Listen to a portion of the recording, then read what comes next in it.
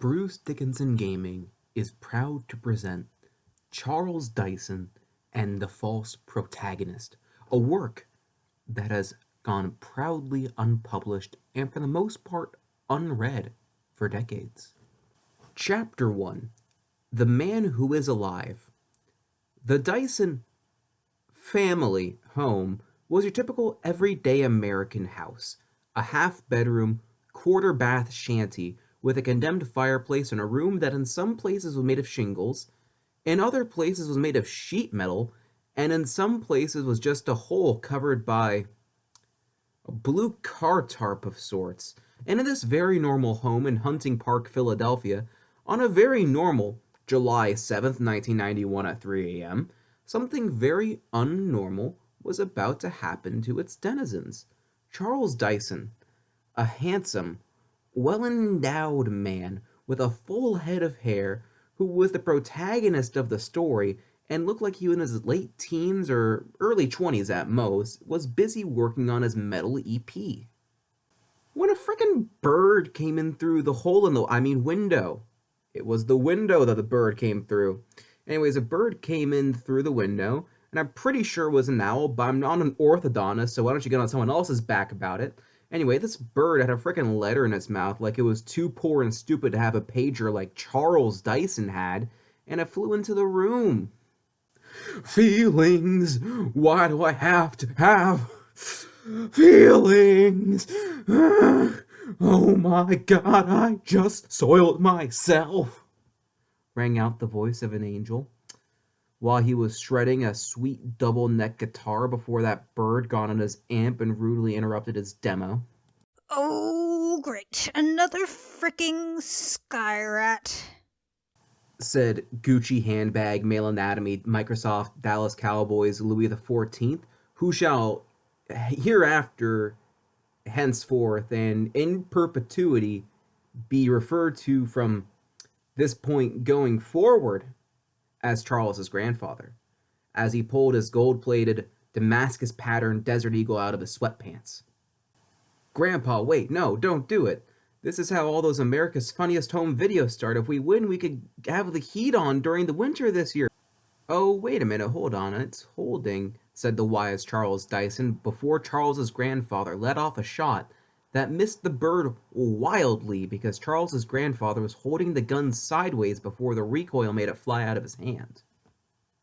Oh, dagnabbit, I missed. Oh well, these kind of errors can be corrected, said Charles's grandfather casually as he was pulling another gun, a platinum-plated .44 Magnum with a mother-of-pearl grip, out of his waistband, while the bird was being remarkably still and quiet. No, Grandpa, it's holding a letter. It doesn't have any drugs, reasoned Charles Dyson.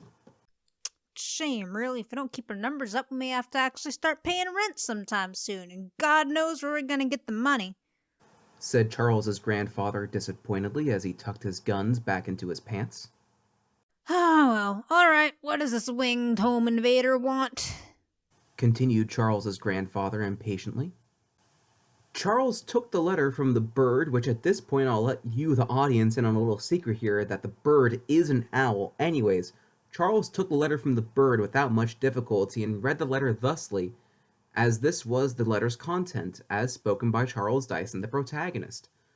Hello, Mr. Charles. We have noticed your talents and natural abilities and have decided to offer you a chance to join the Detroit Pistons for next year's lineup.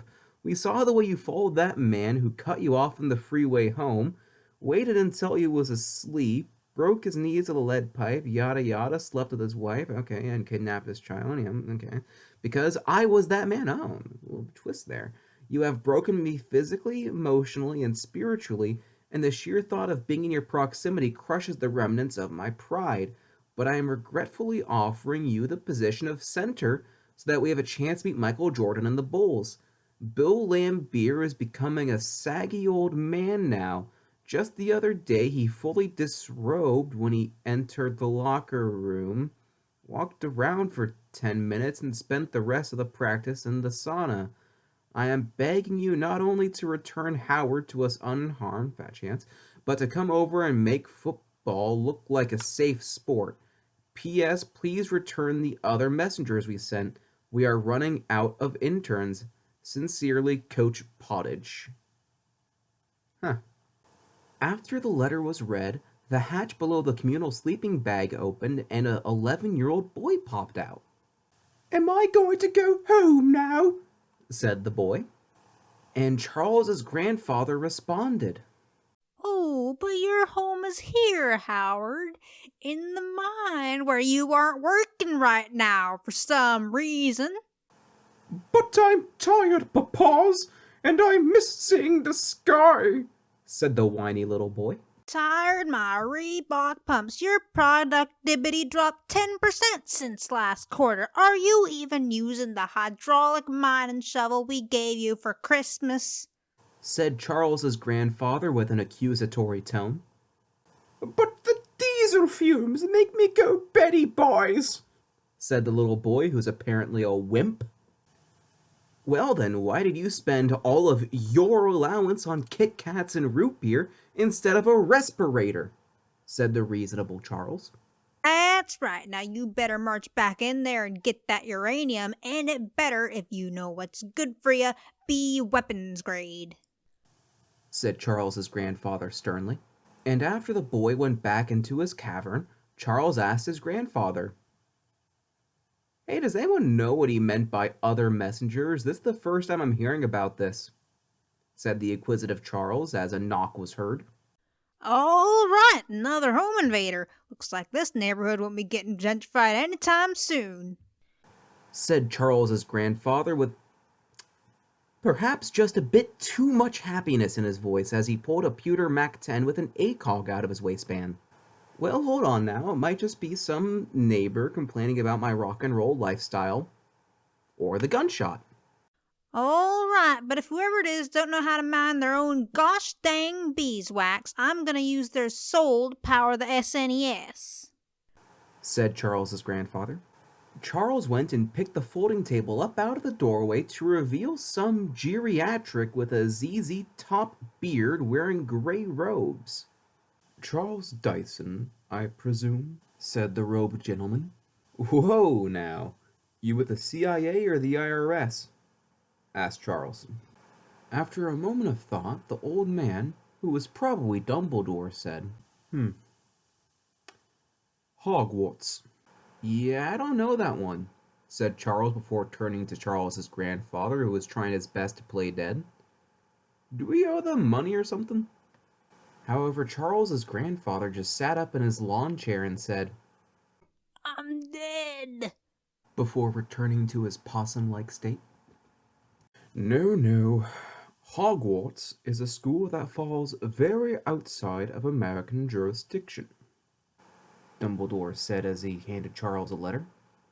Wait, Grandpa, why didn't you tell me there was a magical school? Why have we been homeschooling? Well, I don't really like people, and sending you there to the one in America would have meant I probably would have had to talk to people at some point. And then he looks back at the man who was almost certainly Dumbledore and adds, I'm still dead, in case anyone asks. And slumps back down after running his fingers through his mustache that definitely isn't glued onto his face. Wait, there's two of these? Charles's grandfather, why? Asked Charles. Oh no, you needn't worry about those other schools. For at the very least 3 more years. Also, I would ask your grandfather to stop talking. Every word he says makes me second-guess my decision to offer you admittance. Well then, guess what, Guy? I'm gonna keep on talking, Charles's grandfather says before the man who, I'll just reveal right now, actually is Dumbledore, whips out the Elder Wand and casts the tongue-tying curse on him. And shuts his whole frickin' mouth closed.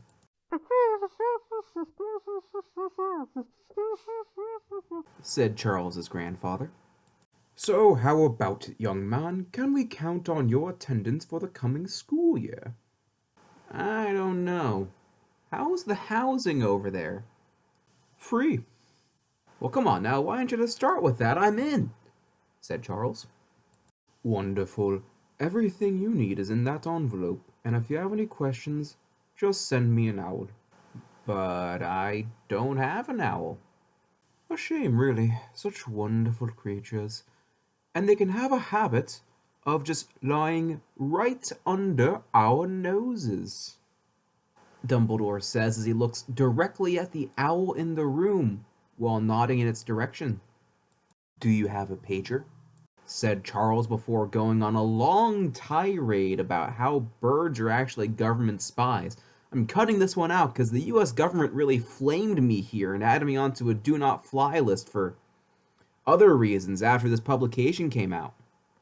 Well, that is true. This is just like 1984. But sadly, I do not have a pager. Oh, and one last thing. I do technically still need parent or guardian consent before you can be enrolled in Hogwarts. Dumbledore said before he turned back to look at Charles's grandfather, who was still muted, still also playing dead, and now attempting to get some Mountain Dew past his magically wired shut lips, but unfortunately the silly straw just couldn't, quite get past the mouth because it's, wired shut. Do do you have a parent to sign this form, or is it just that one? Oh yeah, no, my father's out back. We just shut him off for the Sabbath. Merlin's beard is the dirty all over again. Wait, you said shut him off? And will he be keeping kosher at Hogwarts? Arrangements can be made. What? Oh, God, no. I'm not Jewish, just my dad is way Orthodox ever since Tuesday. And you didn't notice the 40-foot tall Gundam outside our house? That's my father. Dumbledore pokes his head out the window, we're calling it, and gazes in horror at Charles's father. And then looks back at Charles's grandfather, who at this point is just entirely too covered in Mountain Dew for any functioning adult that has respect in themselves. Oh my, it's even worse than the Dursleys. Well, this certainly just won't do, boy. Would you like me to adopt you? It would make the paperwork much easier. All right, two dads.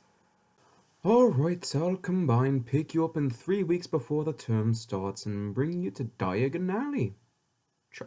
I mean, son?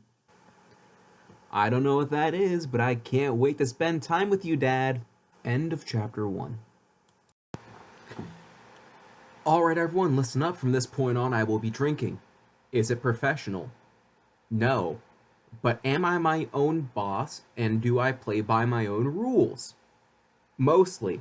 Anyway, more specifically, I'll be drinking Robinson's The Trooper, beer co-created by metal legend Bruce Dickinson, who I am in no way affiliated with or sponsored by. I don't know why people keep on insinuating that we are somehow linked. Anyways, I'm going to crack this boy open, and you're going to hear that this is one continuous take, and I cannot redo this.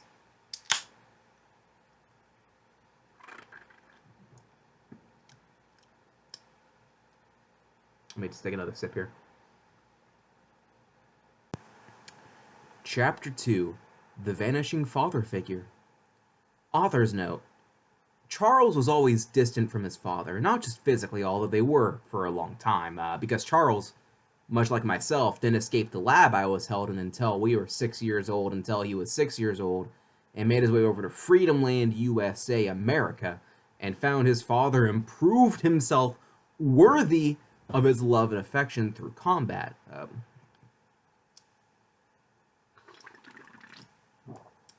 What was I saying? Oh, yeah. They were somewhat emotionally distant as well, though.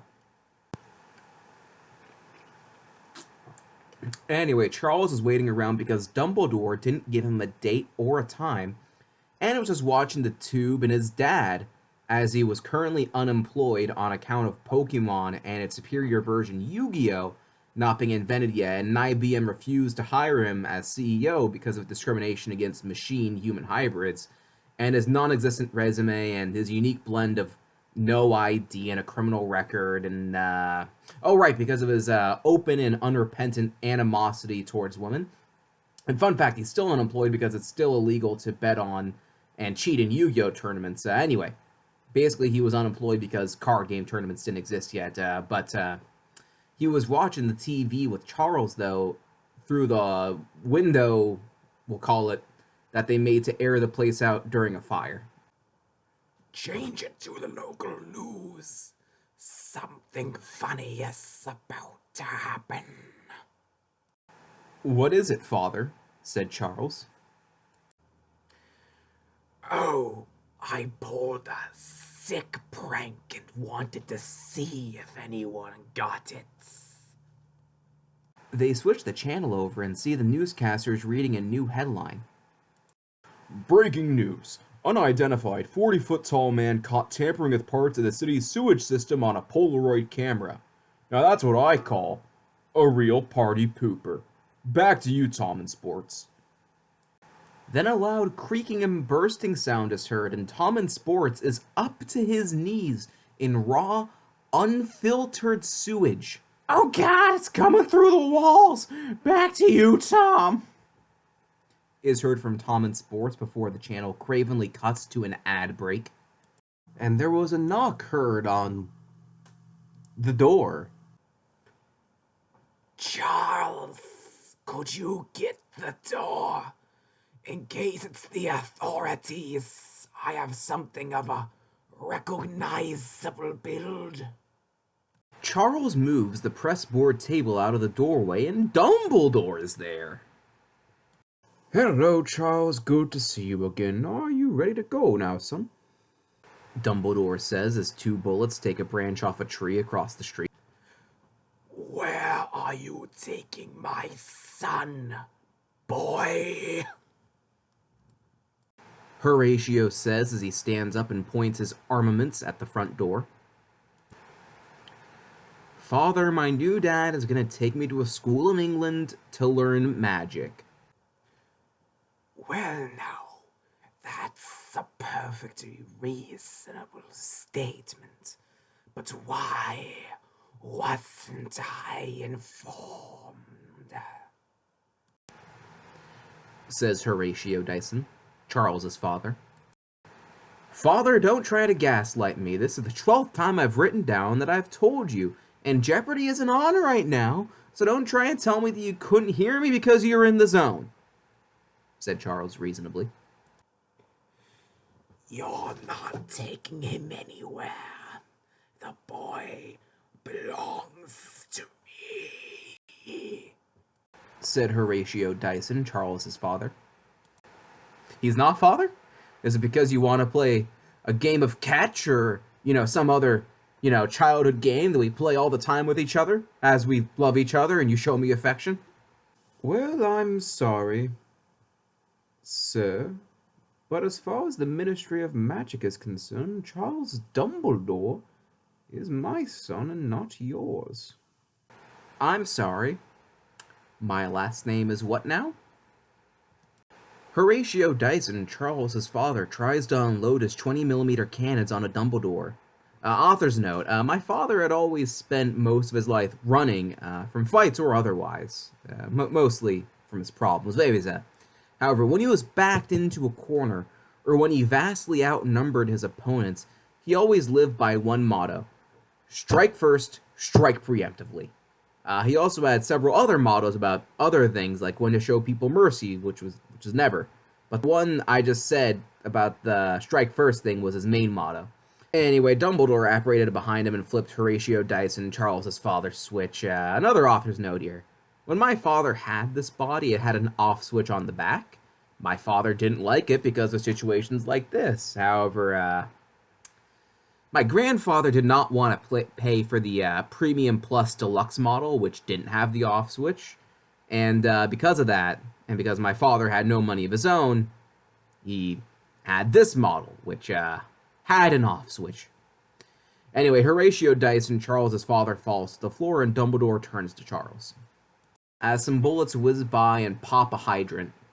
Should we be concerned by the fact that we appear to be standing in the middle of some sort of shooting range, or is that just a common theme in this neighborhood? It certainly looks it. What? No, we still have a couple minutes before Grandpa gets a beat on you. You'd think by now he'd have gotten at least a couple of those shots closest to me. Is only making out about 100 meters away. Yeah, to be fair to him, he took the iron sights off his Moe's and the Gaunt so he could add another attachment to it. And what was that? Oh, another Moe's and the Gaunt.